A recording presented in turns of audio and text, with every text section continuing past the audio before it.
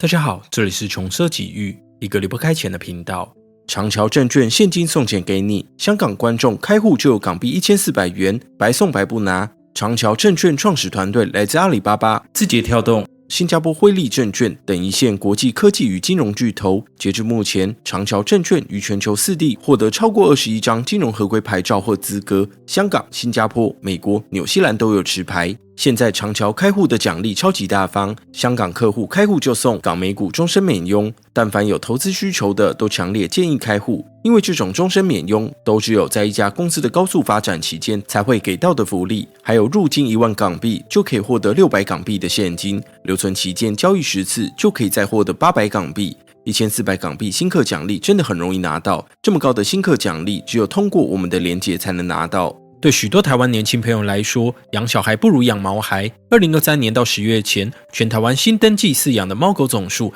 来到19万4千只，这还没算进更多没登记的黑数。至于同期的新生儿出生数量，却只有11万2千人。这股风潮不只出现在台湾，在日本，2022年的宠物猫狗总数也超过该国15岁以下儿童的数量。日本这几年还出现一个新名词，叫做猫咪经济学。根据经济学家估算，宠物猫一年能创造出的市场规模高达2兆5千亿日元。本期影片就要来聊聊日本的猫咪经济学。每年的2月22日正是日本的猫之日，境内各地都有相关的活动，像在大丸百货东京店2024年初也推出大丸猫咪季，贩售各种带有猫咪元素的日用品。受到疫情与远端上班风气影响，近年这类商品越来越受到欢迎，激起一波更广泛的浪潮。近年还有电玩公司推出第三人称游戏浪猫，让玩家透过猫的视角在城市冒险。一位任职于东京 IT 公司的上班族也表示，他从远端工作以后，便在千叶找了一间可养宠物的公寓，并开始领养一只幼猫。过去他习惯一个人生活，但养猫以后才发现，宠物真能带来相当强大的疗愈感。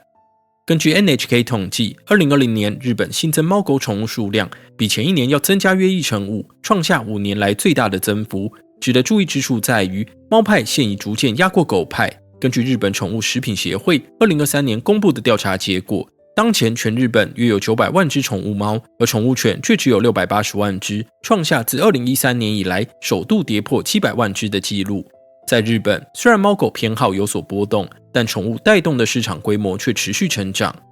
根据关西大学学者估算，2024年猫咪将创造出来的经济效益直逼2兆5千亿日元。这个数字背后分成3个部分组成：直接经济效益、初级连锁效应以及次级连锁效应。我们先从直接经济效应来说，养猫的固定支出可简单分成食物、猫砂与医疗费用。有保险公司统计，在日本养一只猫10多年来总计要花费大约260万日元。不过这只是大概的平均数，每人养猫的方式不同，开销数字也会有落差。除了这些饲养期间的基本花费外，饲主买给猫咪的玩具、爱猫人士购买的猫咪图案商品，也都被归类为直接经济效应。接着是初级连锁效应，也就是猫食等原物料产业的销售额会随着家庭养猫开销增加而上升，而且在这些公司上班的人员在猫经济中赚得的收入会投注到其他消费活动，创造出次级连锁效应。其实在日本几年前就已出现猫咪经济学这个说法，这股猫热潮的开端能追溯回2010年代，当时有一只三花猫风靡整个日本。镜头来到和歌山电铁下属的贵志川线，其中的贵志站曾经在2004年因为财务问题面临关站危机。不久后，这条路线为了节省开销，取消了车站驻园，同时改变营运的模式，过程中必须拆除附近的猫舍。眼见这群猫咪面临流落街头的命运，在地商店恳求站方，希望能让猫咪进驻车站，其中就包括了一只亲人的三花猫小玉。最终站方在2007年拍板定案，接纳这批猫咪，让它们在站内自由活动，而小玉更挂名站长，成为日本民营铁路的第一只猫站长。而它也不负众望，虽然平时只是跟游客互动玩耍，但很快就吸引各地游客的目光。当时有统计数据显示，小玉上任1年后，造访和歌山县的观光人潮就为当地创造11亿日元的产值，让小玉成为货真价实的招财猫。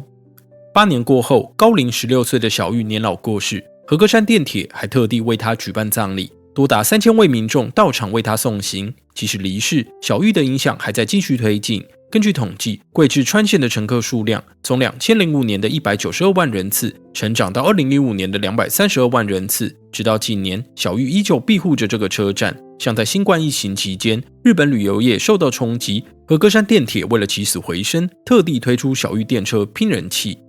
小玉的爆红，加上家庭形态的改变，以及少子高龄化的风潮，让更适合小家庭饲养的猫咪进驻到日本人民的家中。不过，饲养宠物时常伴随弃养与流浪动物等议题，像在台湾，2022全境有将近16万只流浪狗，农委会一年要编列超过新台币上亿元的预算，用来管控与收容流浪动物。这些可爱的猫狗成了其他野生动物的巨大威胁，而日本流浪动物看似较少，他们又是如何办到的呢？事实上，在日本也有不少人因为家庭环境的变迁，无法继续饲养宠物，也有无良饲主任意抛弃。而这些被弃养的动物，不是沦落到收容所，就是流落山野与街头。早年日本政府除了捕获绝育，也铁腕实施安乐死政策，但民间对动保议题的大力呼吁，加上近年日本的流浪动物管理模式逐渐走向零扑杀的路线，并加强饲主追踪与领养机制。受安乐死的流浪猫狗数量从2004年的15万只跟24万只骤减到2022年的总计1万2000只。我们接下来要来聊的话题是进入21世纪后，日本人养猫跟养狗的比例落差逐渐开始拉大。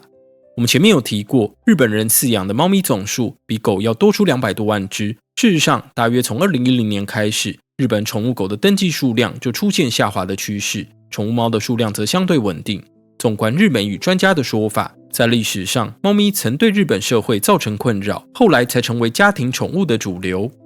根据早稻田大学真边降之的研究，日本从2战之前一直到经济高度成长的年代，民间讨厌猫的声浪都高过爱猫人士。1957年在东京的调查显示，虽然养猫养狗的家户比例相差不远，但更多人喜欢养鱼，同时也有很高比例的民众家里养鸟。当时的人们认为猫会攻击其他的生物，而且发情时的叫声相当恼人，因此在主流报纸上的读者投书栏位，有长达数十年的时间都可以看到抱怨猫咪的文章。但随着日本社会变迁，猫的地位也水涨船高，主要有以下几点原因。首先是养猫相对便宜，光以医疗费用来看，日本兽医学会统计发现，大型犬平均1个月的医疗支出大约要9000日元，小型犬为7400日元，而猫咪则是最低的7000日元。第二点是在都市化的进程中，养狗的环境门槛高于养猫，不少集中式住宅的社区与房东以安静为由禁止住户养狗，而猫则相对容易被接受。最后是日本社会的高龄化发展以及单身家庭增加，许多家庭无法满足养狗的散步与开销方面的需求，因此转向养猫。我们最后来看看其他国家的状况。在美国，拥有宠物的家庭逐年增加，截至2024年，有多达6%的美国家庭有养宠物。对比1988年的数据，养宠物的家庭占比增幅来到了6%，其中养狗的家庭比较多，其次才是养猫与养鱼。但在欧洲，则是猫派占优势，德国与法国是世界2个最爱养猫的国家。有德国专家就下了结论，认为宠物猫的数量增加跟德国独居人口上升有关。镜头来到亚洲，中国在2023年发布的宠物行业白皮书也显示，该国全境宠物猫的数量比狗要多出1800万只。至于在台湾，2022年犬猫登记总数为222万只，其中有140万只狗，82万只猫。不过猫咪的新登记数量在2021与22年都超过宠物犬，似乎也反映出大众偏好的改变。不过在台湾，不是每个饲主都会登记自家宠物，因此数据还有讨论的空间。总结来说，养猫还是养狗，虽然攸关个人偏好，但从各国趋势来看，也能看出社会形态的变迁。对一般人来说，不管养什么动物，最好先思考清楚责任与义务，养了就不要轻易放手，避免造成流浪动物等负面的问题。